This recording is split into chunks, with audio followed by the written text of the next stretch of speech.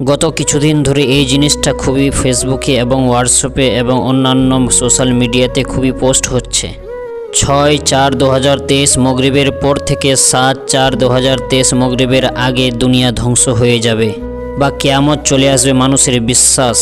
এটার প্রতি কেউ বিশ্বাস করবেন না, কারণ এখনও পর্যন্ত হজরত মেহেদী আলাইহিস সালামের আগমন হননি, হজরত ঈসা আলাইহিস সালামের আগমন হননি। আজও পর্যন্ত দাজ্জাল এবং দাব্বাতুল আরদ দুনিয়ার বুকে আসেনি। কোরআন হাদিস থেকে আমাদের বিশ্বাস যে এই সমস্ত জিনিস দুনিয়ার বুকে আসবে, তারপরে দুনিয়া ধ্বংস হবে। হ্যাঁ, হাদিসের মধ্যে আছে, কিতাবুল ফিতানের 638 নম্বর হাদিসে আছে, মধ্য রমজানের জুমার রাত্রিতে একটা বিকট আওয়াজ প্রকাশিত হবে, যেটা রাসূলুল্লাহ সাল্লাল্লাহু তাআলা আলাইহি সাল্লাম বলেছেন।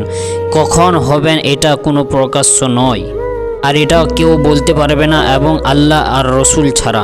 তার জন্য বলছি ভাই, ইবাদতের দিকে ধ্যান দিন, এই সমস্ত জিনিসের দিকে ধ্যান দিয়ে কোনো লাভ নেই। আল্লাহ আমাদের সকলকে সকল দুর্যোগ হতে রক্ষা করুক, আমিন।